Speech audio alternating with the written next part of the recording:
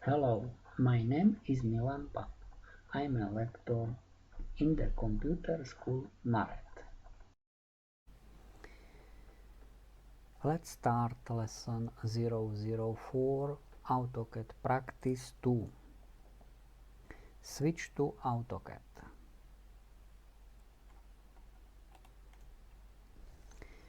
Example 1. Let's draw the first arc segment. We choose Command Polyline from menu Draw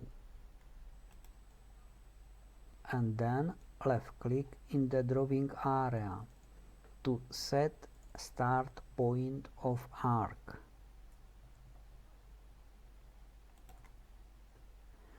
Then we choose option arc. We must type A in the command line and then press enter.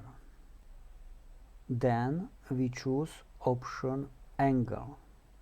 We must type A in the command line and then press enter. We have to specify angle of arc.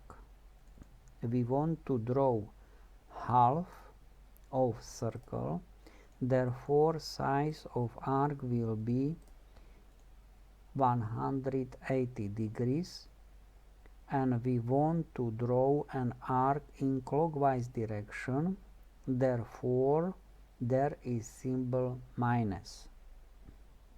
We type